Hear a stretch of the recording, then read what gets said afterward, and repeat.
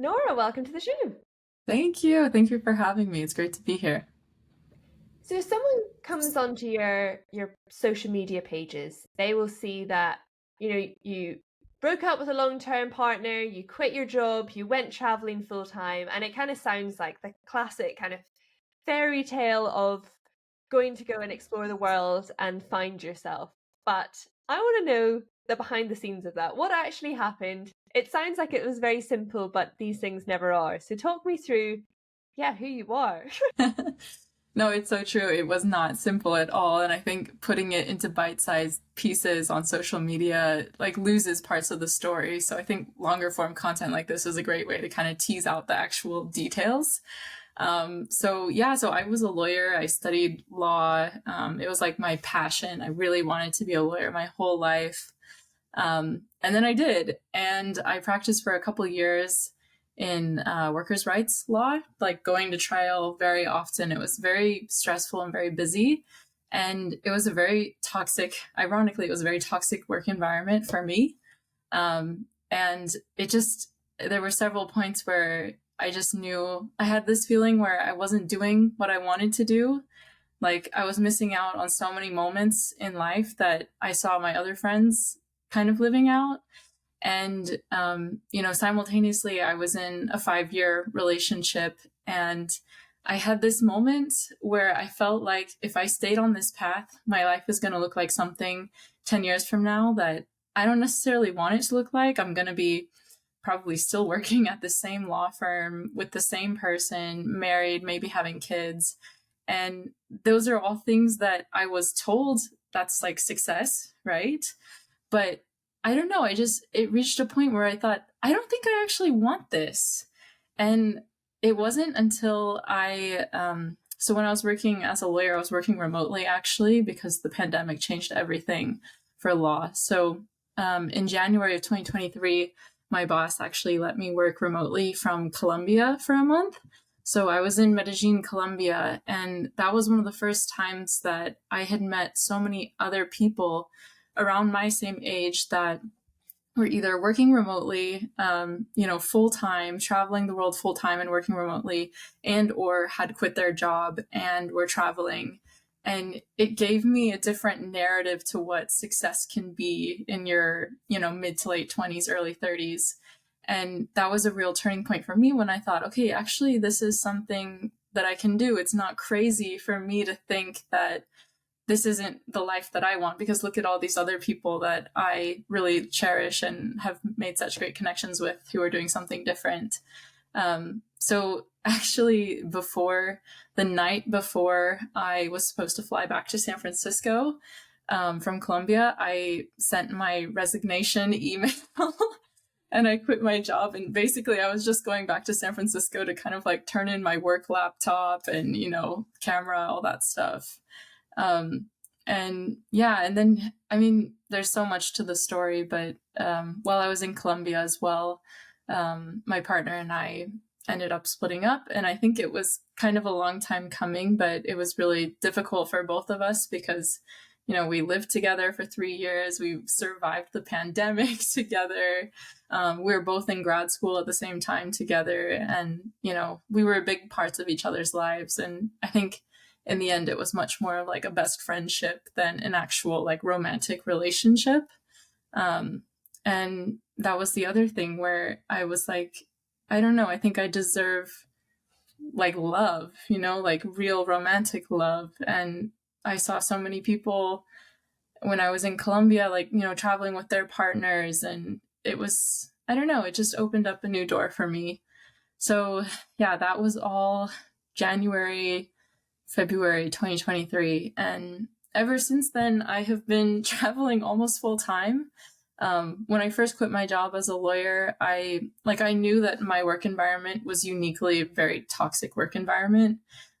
Litigation and going to trial is really stressful in and of itself, but I knew that my specific work environment was kind of one step above that. So in my head, I knew like, okay, I can quit this job and I'll find another job that's not as crazy, but still it's going to be a lot of work.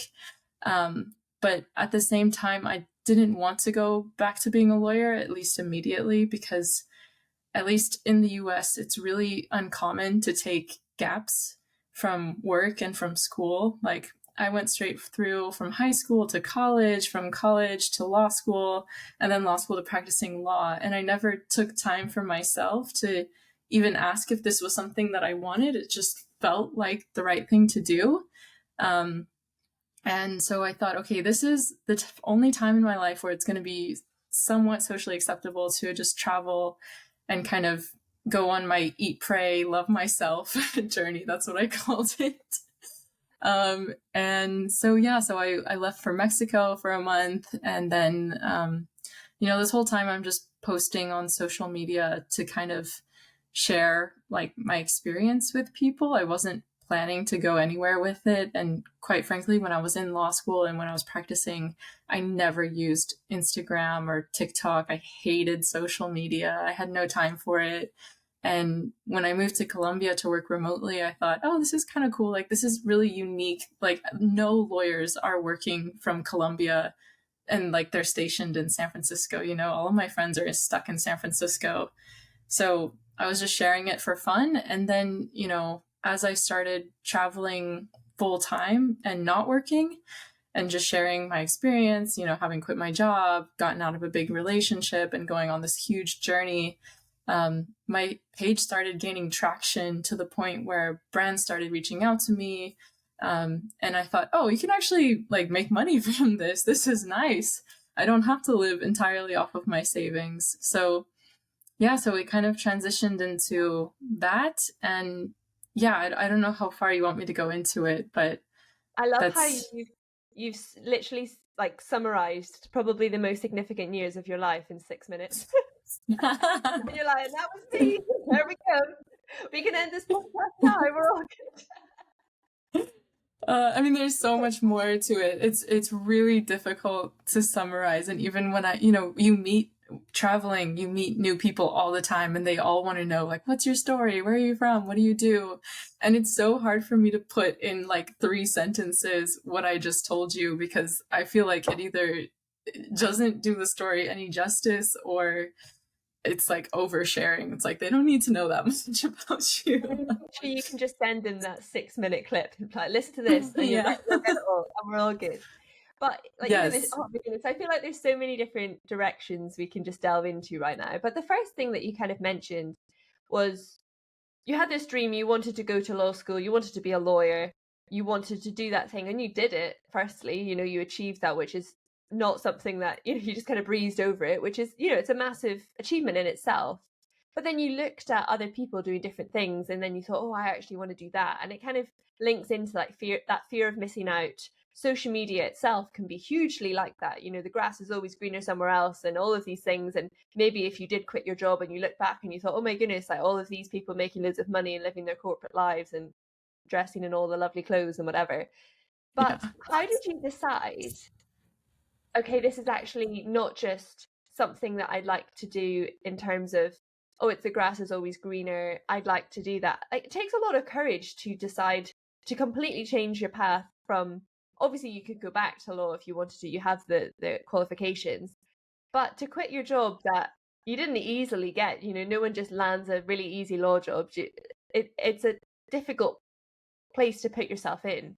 How did you have the courage to trust yourself or back yourself that much? Not in terms of you don't know yourself, but kind of going on that instinct. Yeah, that's a really good question. I think, and I've met so many people who have done similar things to me, and we all have this kind of origin story. But for me, it was really a sliding door moment. I don't know if have you heard of like sliding doors before? Like the idea that no, but tell me more. Okay, I think there's this movie, and I think it's with Gwyneth Paltrow, but the whole premise of the movie is she's standing on the platform waiting for the tube, and the door opens to the tube, and she can either choose to get on or stay on the platform, but she has to make that decision. And then the movie takes you through, like, okay, if she stays on the platform, this is what her life looked like. If she gets onto the tube, this is what her life looks like, because I think she was chasing after a man or something like that. And I really had one of those moments. Like I mentioned, I was in a really toxic work environment, and there was a particular incident that I'm not going to go into in detail, but after it happened, it was really so clear to me that like I either need to leave and stand up for myself and kind of take time for myself, or I'm going to stay here in a situation that I know isn't serving me, that constantly makes me feel like crap about myself, and that I just can't imagine being happy in like 10 years down the road. In law, it's so common, like everybody's goal is to become partner of the law firm. And to do that, you need to stay, 5-10 years to become partner of the law firm. And until that, you're kind of doing work that like you don't get to choose the cases that you get. You don't like, you're doing a lot of the kind of lower tier work as a lawyer. So, everyone is like, just trust the process, stick with it. It's all going to be fine. And I was thinking, okay, I've been here for several years. I haven't seen any changes. And I don't think the behavior of the people I'm working with is acceptable. So I think I need to get out of here. And in fact, actually, after I quit, several other people in the firm also quit as well, which was very validating to me because I thought I was having this uniquely toxic experience in my law firm, but it turns out it was shared among many of us. So not everyone quit their job to travel the world. I think most of them are at other law firms now, but for me, that was part of it too. Like I just wanted to take time off because it was honestly, it was a traumatic experience, I think, just being, just being in that environment, even remotely too. That's the ironic thing. Everything's on Zoom. That brings it to problems itself, isn't it? When you're fully remote, it's not it's not always the answer to everything. And the corporate burnout element, because it's kind of, there's so many different paths you can take in life. And say you have this corporate career, you get, an apartment in the city that you never spend any time at, yet you spend a lot of money on rent to afford to live there, which is a lot of your salary, which you spend all your time at work doing. And maybe you don't even like your job. Maybe you're just doing it because in 10 years you could end up with something that you actually like, but until then you're just kind of slogging it out. And you can have all of the other lives. You can live in a farm and have your own cow, or you can, I don't know, you can do literally, like, that's like one end to the other. There's a million things in the middle that you can do.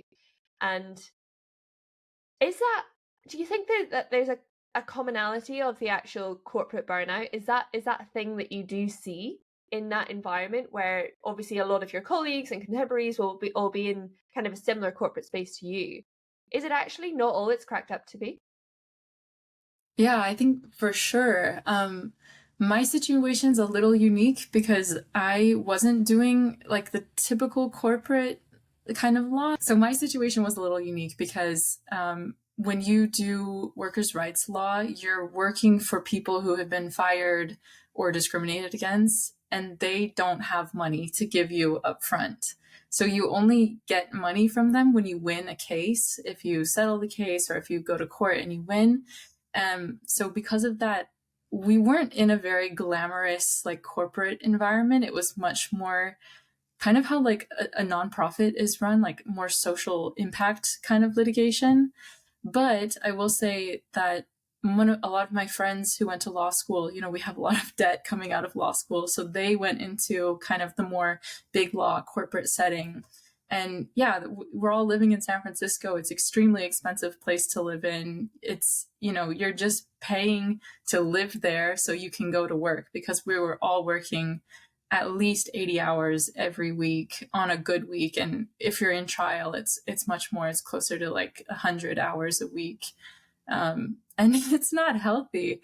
I think for me, I felt, and I think a lot of my friends in the corporate world felt the same, like we're just working to make somebody else rich.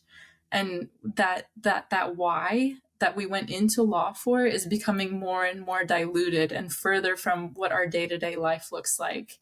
So when you have those tough moments and you need to fall back on your why, like, why am I here? What's my value that's driving me to do this type of law? It becomes weaker and weaker because you're just not seeing that every day. And I think that's so true of the corporate world. You're so far removed from the end product. You're not necessarily interfacing with clients in the way that you would be. You don't get to pick your clients. It's all just kind of put on you, and you're expected to work within this framework that maybe doesn't serve you very well. So then you mentioned on your Instagram a quote, money comes and goes, but our time on the earth is so precious and life is too short not to chase your dreams, which links on very nicely to you deciding, hold on, this isn't for me, and I'm going to go and I guess live out your dreams. What did that look like? You decided, okay, before you headed back to San Francisco, you quit your job, which I kind of love that you didn't trust yourself to go back to San Francisco to maybe, or go back. Not that you wouldn't trust yourself, but I love that you were like, okay, before I get on this plane, I'm going to make the decision rather than being sucked back into it, as I think any of us would do. Um, but what happened then? You finished your job, then you thought, okay, I imagine you had a bit of savings that you thought, I'm going to live on this and go and travel. But that's not good. That's not a long-term strategy. So let's pick up on the Right. story. What happened then? Yeah, and I did have some savings saved because I was living very cheaply. I'm not someone who likes to spend a lot of money, so I've always tried to live as cheaply as possible. But then again, I wasn't planning to quit my job when I did. It, like as I described, it was very much a sliding door moment, and I felt like I had to take this chance and run for it, or else I was going to be stuck on a path that I didn't want to be on. So that said, I had some money saved up, but not enough to take a full gap year like a lot of people do when they quit their job. They're like, okay, I have $30,000 or whatever, and I'm just going to keep traveling until it runs out. I didn't have that kind of money. So originally, when I quit my job and I started traveling, I thought this is going to be a couple months and then I'm going to come back and find a job. But then, during this time, as this is all happening, I'm posting on social media just about like my life. It wasn't really anything, I wasn't trying to be an influencer or anything.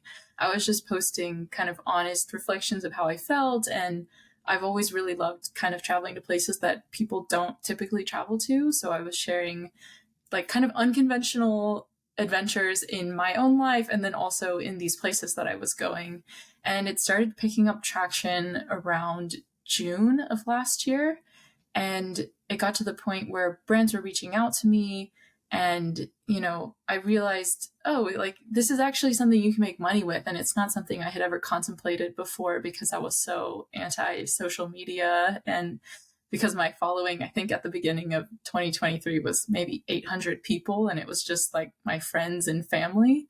And I think by September of last year, I made it to 60,000 followers, which blew my mind because I don't know, I didn't think I was someone people would actually want to listen to. I thought I was kind of just speaking into a void. That's what a lot of social media feels like. And yeah, I got to a point where I could sustain myself entirely just on social media. I wrote some ebooks, doing like paid promotions with different brands. And the really exciting part was tour companies started reaching out to me from all over the world, asking me to host group trips with them. And that was something, again, I thought I had like maybe some imposter syndrome. I thought, like, who would want to travel with me to, India or Peru or something like that? And it ended up being awesome. I did 2 group trips this past year, one to India and one to Pakistan. And I had so much fun with them. Like, I love leading groups of people. I love organizing things. And these are things that I did not get as a lawyer at all. Like, they're things that I really enjoy, but they're just not skills that maybe you use them to a certain degree as a lawyer, but you're not planning details like, hotels and flights and trains. That's the opposite of what I did. And I thought, oh, this is really fun. And I love connecting with people. And because they were my Instagram followers, we all had a lot of commonalities. Like some of us had gone through major breakups. Some of us had quit our jobs.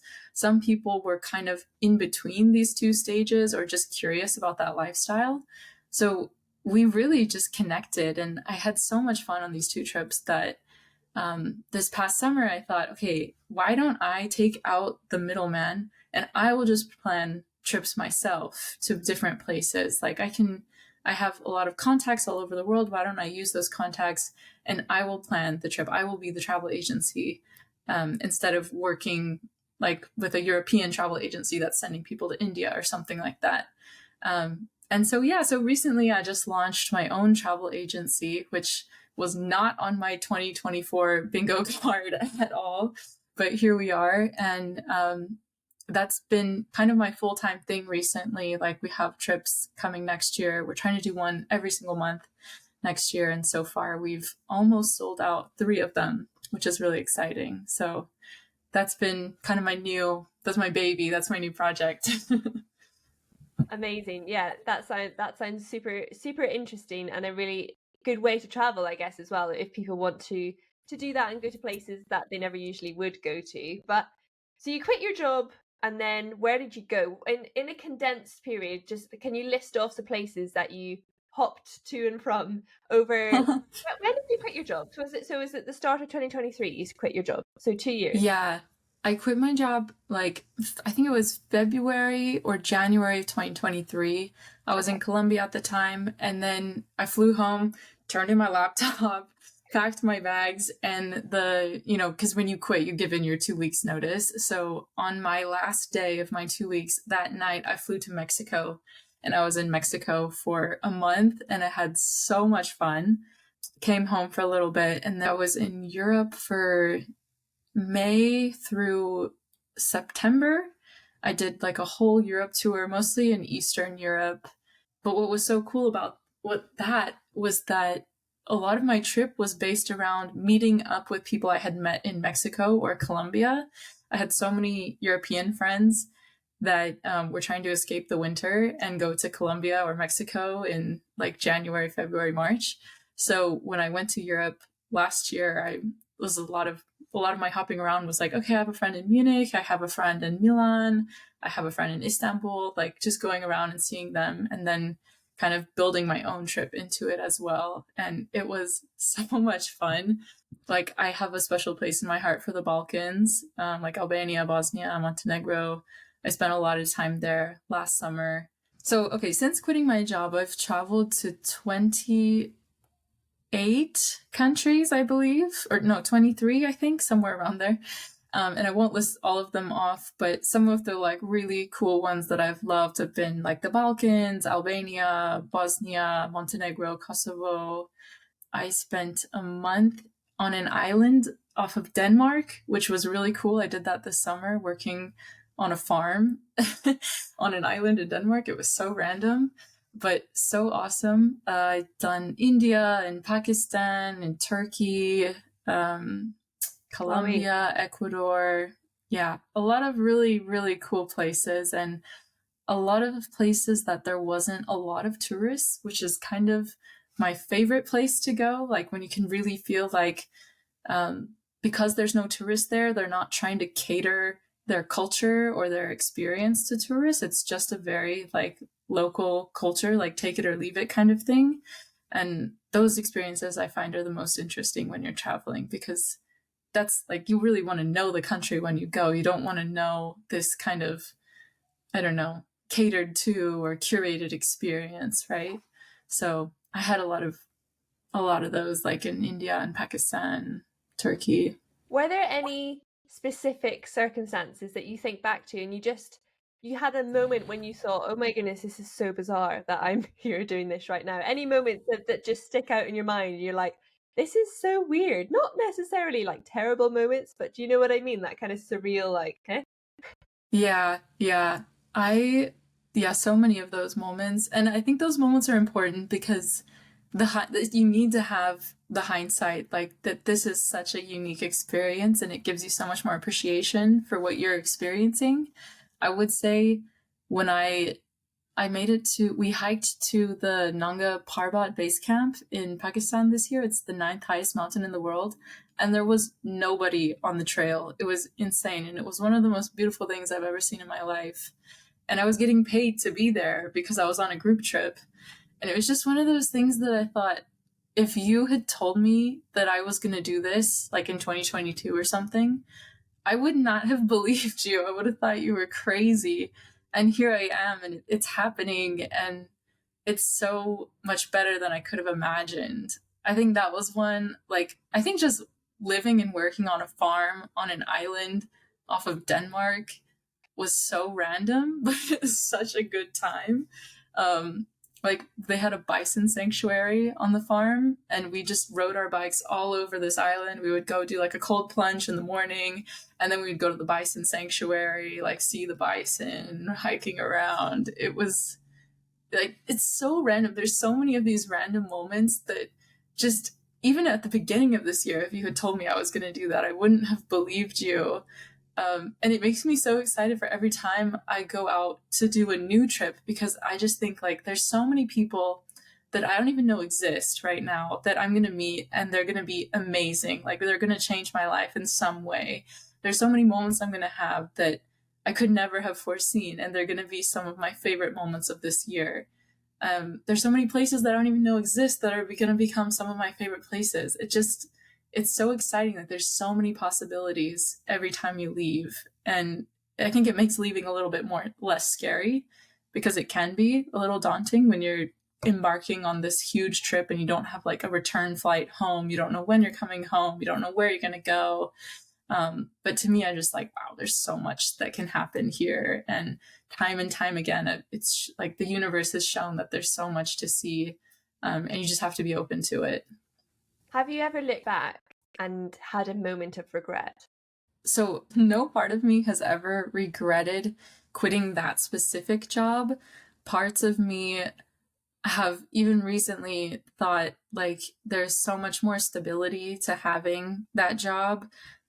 Specifically in the US, you know, our healthcare is tied to our job. And I don't agree with that. It shouldn't be that way, but it is. So when I come back to the US now, I don't have any health insurance. And so if something were to happen to me, I'm paying out of pocket for that. And that could be like, you know, that could be like career ending for me now. So knock on wood, hopefully that doesn't happen. But, you know, it does weigh on me, you know, thinking that I'm not thinking so far into the future anymore like I used to be when I was a lawyer. You know, you're feeding into your retirement and your savings. You're thinking about like buying a house eventually. None of those things are on my radar right now. I think I'm living a lot more in the present, and that has a lot of pros. I think I'm a lot healthier and happier, but at the same time, you lack a lot of stability. And so I wouldn't say I've regretted it, but I'm very conscious of, you know, if I had stayed on that path, I would be a lot more secure in these areas of my life than I am right now. But on the flip side, I think I would have missed out on a lot if I had stayed and done that. Yeah, it kind of back to that quote of money comes and goes, but also the time comes and goes as well. So, you know, Yeah. and it kind of is that balance. But equally, you know, there's a huge, I guess, movement towards going to travel, going to explore, going to follow your dreams. But then equally, you mentioned there, you know, you've kind of done it in the best way you could have. Not everyone actually ends up making a career out of it and gets to do it in the way that you have. You kind of played like the ace card here and how it could have turned out. But then even you saw, oh, stability isn't actually something that, you know, is really all that bad. Not to the point that you would regret or change your path. However, for some people, they probably wouldn't have the nerve or the success to continue along that. And then the stability element of, you know, what you mentioned before, like having the job, you know, getting married, having kids and everything. It's not that that's a bad way. It's a very traditional path. But sometimes that's actually what people want. And it's sometimes hard to work out what you actually want unless you've kind of done it. And Yeah. it is that difficulty of, do you actually want to do it, or are you just a bit bored? Do you need a different job? Do you need to move to a different city? And that sort of balance. So I don't really know what my specific question is, but I just think it's such an interesting topic, isn't it? Because not Yeah. everybody ends up playing the card of, and then you end up traveling and earning money and setting up this company and then actually fulfilling a lot of the things that you would have wanted to fulfill through your law degree in terms of like fulfillment and purpose and all of those things anyway. Yeah, no, definitely. I hindsight's 2020, right? Like I've met so many people who've been traveling and they're on their own journey and they're divorced, or they also quit their job, and or they just got out of a big relationship. And yeah, I think something that we were talking about recently, like I have a friend who's in that boat, and we were asking, like, do we regret staying in the relationship for as long as we did? Do we regret staying in that job as long as we did? And for me, I don't really see a point in regretting it. Like, it's done. I can't change it. What I can change is what I do right now and how I think of it in the past. But yeah, of course, part of me is thinking, like, I spent so much money and time in law school. Wouldn't it have been nice if I didn't do that and I didn't have, like, I have student debt still. And it's like, yeah, that's true. But at the same time, every single decision I've made has led me to exactly where I am today. And I don't know, if I hadn't gone to law school, I probably would be working somewhere. I don't think I would have been so burnt out of my job. So in a way, like, my story is that I was so burnt out of my job, and that's why I'm here today. I don't think I would be in this exact path if everything that had happened before had been slightly different. Even like the people I've met who've shaped my life, like a lot of them, it was so happenstance that I met them in the way that I did. So it's like, yeah, we can sit here and think, like, okay, what if we had done this differently? And of course, there's some merit to that, but at the same time, I prefer now just, like, let's just move forward. Let's take with it. Let's be grateful for the lessons learned from it and from the people that we met through it, and move forward and make my life what I want it to be now, even though it wasn't that way before, if that makes sense. Yeah, absolutely. I guess it comes back to the sliding doors moment. It's going to be my new phrase. I feel like there's a lot I need to unpack from that. Do you know what I mean? Like, when you actually Yeah. like examine it in your own life, you're, oh gosh, there's a lot of sliding door moments, and you can look back at how much money you spent or time you spent, and that's not going to gain you anything, just as you said. But then on the topic of burnout, social media is another, whether, even if it's not your job, you can burn out on social media pretty darn quick, because there is that whole comparison trap. The whole thing that you actually mentioned at the start, you saw people going off and doing this, and it kind of sparked that thing for you. And obviously, you had friends doing it as well, but I imagine part of it, well, maybe if you didn't like social media, it wasn't, but you see a lot of people on social media doing everything, and they're doing it very well. And then obviously you're working on social media, so then you're spending a lot more time in it. Everything you look at is potentially a new video or a new topic or a new, whatever you can post in the content. How do you avoid burnout in that other creative way? Because equally, social media doesn't have set hours, it doesn't have paid holidays, it doesn't have any of these stability elements. What if Instagram just shuts down? There's lots of different variables that you do kind of balance, and you hope that it doesn't happen. But how do you avoid burnout in that very different way, but also similarly important way? Yeah, to be honest, I don't know if I have a good answer for that yet, because it's something I'm navigating even right now. Because I have my travel agency now. So I have 3 different accounts that I'm, managing all of them. It's a lot of work, especially because the algorithms on, like, TikTok and Instagram, they want you to be posting constantly and engaging constantly with the app. And if you do that, then your post will have more success and more people will be trafficked to your page. But at the same time, it's so exhausting. And the last thing that I want to be, especially when I'm traveling, is on my phone all the time. So that's not why we're here. We're not here to be on our phones and trying to take the best shots so people can see it. So for me, that's still something I'm navigating, especially, like you were saying, comparing yourself to other people. It is so hard not to do that on social media, especially when, like, as a creator, when you're looking at their metrics and, that how they're growing faster than your account is. It's frustrating. And I had a conversation with one of my creator friends the other day, and she was telling me that she was really frustrated that her page wasn't doing well. And I was so shocked that she told me that, because I always saw her post and I thought she was doing amazing. Like, I didn't realize that she wasn't growing or that she wasn't getting as many views on her post recently.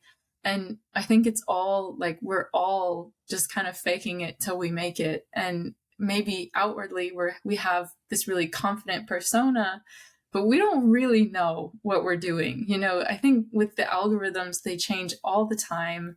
And it's just kind of like a crapshoot sometimes. Like you don't know what you're going to get. Sometimes, like some of my posts that have done really well, I don't even remember making them half the time.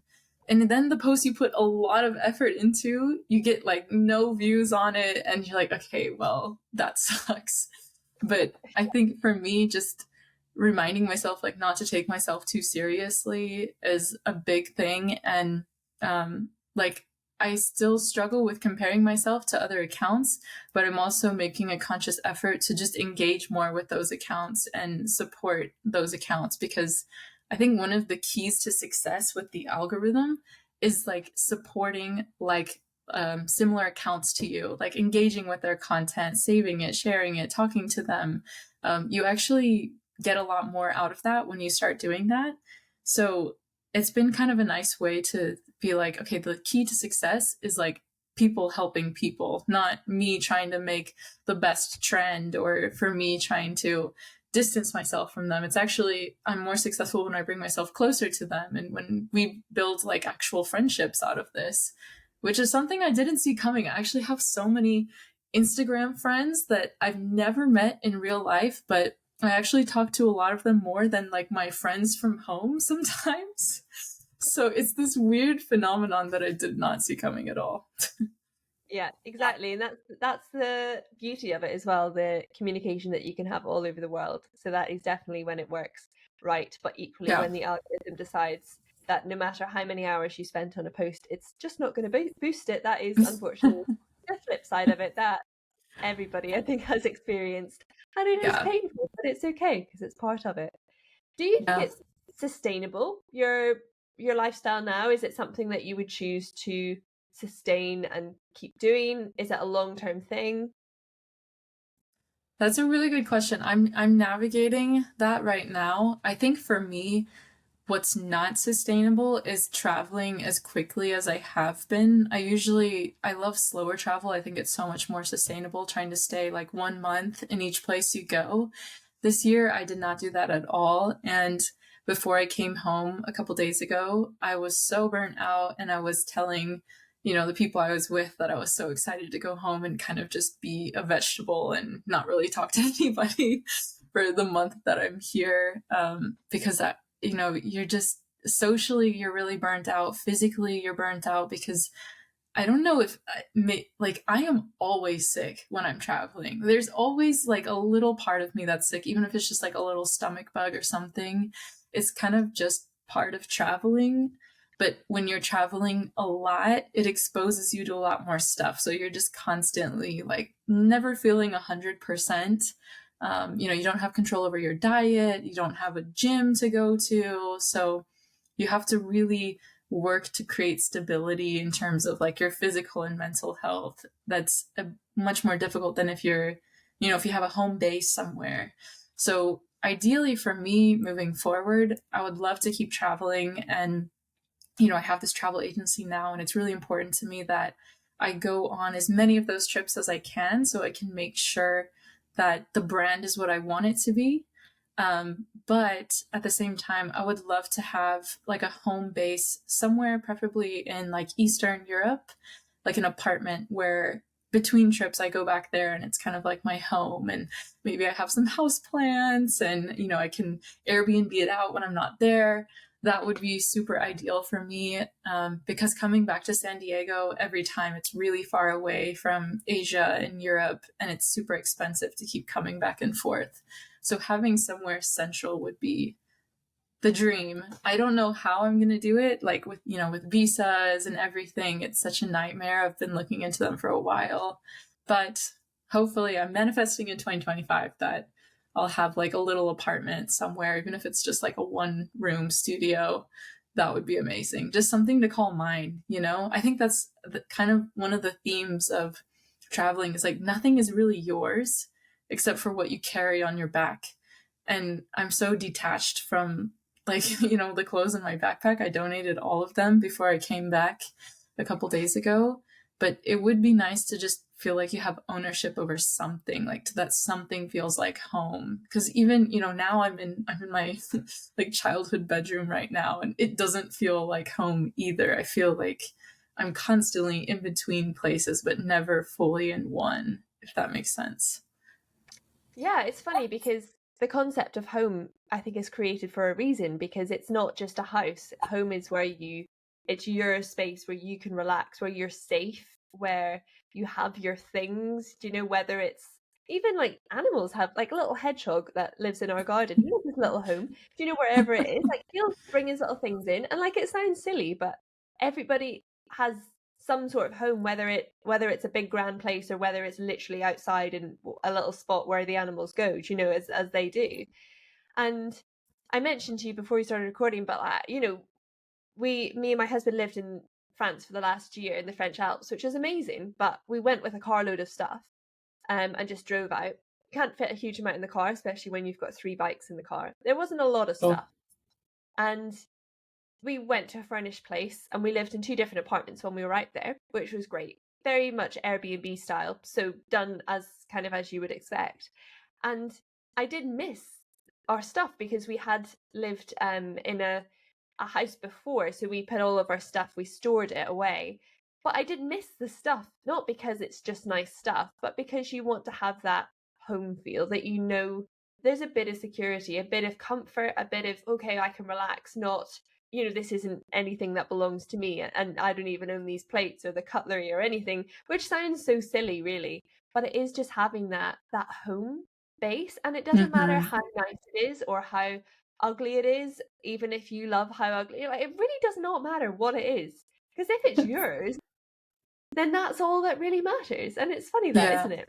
It's like Um, you get to control the environment a little bit and make it what you want. And, maybe those cutlery, like it has sentimental value to you, like it's passed down from your grandparents or something.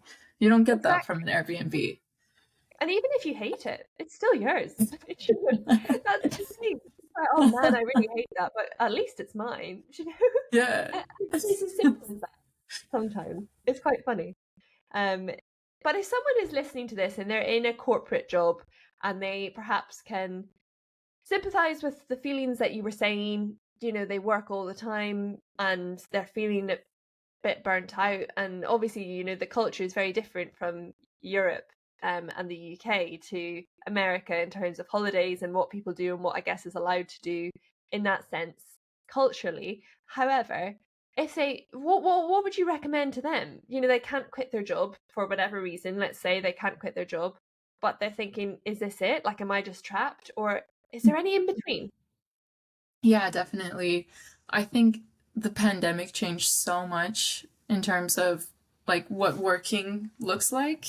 Um, and remote work has truly changed the game. It like you can have both. You can work a 9 to 5 or whatever hours you want and travel at the same time. Like the digital nomad movement is huge. So I would say first ask if you can work remotely. Even just maybe you can't work remotely full time, but maybe your boss is willing to let you take a month of working remotely, so you're not taking a holiday necessarily, you're still working during that time, but you're just not going into the office.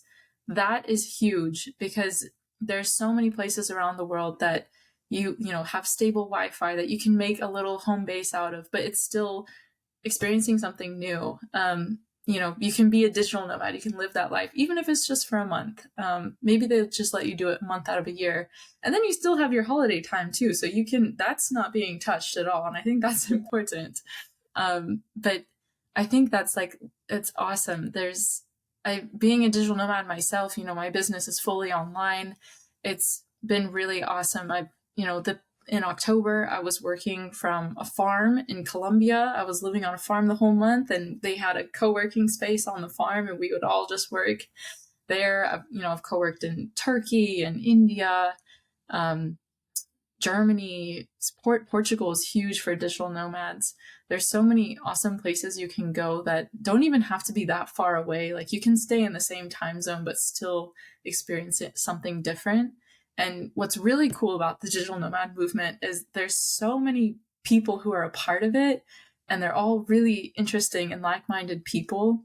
And because of that, they've also set up things that are called co-livings, which are basically like, usually it's like a big house. Everyone has their own room and their own bathroom usually. So you're kind of like, you have these roommates, but you all co-work together. And then, you get your work done, but then you get to go to a happy hour together, or cook dinner together, go on a weekend trip together. It like really, I think it's a good hybrid option between being fully isolated in an Airbnb by yourself and doing something more social, like being in like a hostel dorm room. It's like the perfect in between for those. And for me, as I get older, I'm like less and less interested in hostel dorm rooms. But at the same time, I don't want to be fully isolated because I'm traveling by myself. So it's this really happy medium. And I think it's a great kind of launching point if you want to go live the digital nomad lifestyle, but you're not ready to do it on your own. Then I highly recommend looking into co-livings around the world. There's so many cool ones. And a lot of times it's way cheaper than the rent you're paying back home. So it works out. There we go. Some hot tips for people to look into. And you mentioned at the start, you mentioned success and what success looked like to you. And you kind of said success was getting your law degree, working as a lawyer, doing that. That was success to you. How would you now, having experienced what you've experienced, define success for yourself? Ooh, that's a really good question. I think I think I'm still in the process of defining what success looks like because my life is constantly changing. But I think the overarching question that I keep asking myself is like, I don't know, am I happy with what I'm doing right now? And do I feel like I'm kind of growing as a person? Because I felt like I was not growing at all when I was in my 5-year relationship and when I was working in the legal field. I felt like I was very much like a straight line. There wasn't a lot of like spiritual, personal, even professional growth. I wasn't feeling like I was getting that. So for me, my biggest metric of success is like, do I go to bed every night feeling like satisfied and happy with where I'm at? And do I feel like I'm learning new things, that I'm challenging myself, that I'm growing? Those are kind of, they're less tangible metrics, but for now, that's kind of how I'm measuring it. And then, of course, with my business, it's a lot more tangible metrics. Like, I want to, earn a profit next year. I want to continue being able to like provide these group trips, hopefully for the years to come. So that's kind of where we're at right now. But I think the answer is constantly changing depending on, the things that are happening in my life. I'm really doing my best not to define success by like metrics on social media, like how we were talking earlier, because I think one thing that I think is really important with social media is you could have 200,000 followers, but if it's not an engaged audience, it's worth almost nothing. If they don't like care about what you're posting, if you don't have like a community built around them, then it's just not as valuable. Whereas if you have 5,000 followers who really care about your content, who like feel like they have a connection to you, that's worth a lot more, I think, than having a huge following of people who are just there to kind of, I don't know, see cool stuff, I want to have like an emotional connection with my audience. Like I want to feel like, I don't know, like that they're not alone if they're going through something similar, that like they can relate to me, that I can relate to them, that it's a two-way street. For sure. And it's checking in with yourself, isn't it? Not defining success as an attainable thing, as in you kind of reach it and then suddenly you've got success, and then what do you actually have? Do you know, having it as something that's constantly changing, and it's a feeling of who you are and how you perceive yourself, I think very much links into that. And if people want to follow you online, keep up to date, go on one of your trips, where should they go? So my personal like travel blog is at Nora the Explorer with 2 H's on Instagram. And then my travel agency is called Via Adventure. On Instagram, it's at via.adventure. And we have 3 group trips coming up to Kenya, to northern India, and to southern India, with a lot more coming. So if anyone is interested, you're always invited. And yeah, we'd love to travel with you. Amazing, amazing. I'll link those below as well so people can check them out directly. And thank you, Nora, for joining and talking me all through that. What an interesting conversation. I was really looking forward to being like, so why did you quit your job? Tell me why it happened. Because I think it's something people dream about doing, but often they can't actually ask people who've actually done it how it is, what the good things are, what the bad things are. It'll be different for everyone, but it was super interesting to chat through your story. Yes, thank you for having me. It was a really interesting conversation and I really enjoyed it.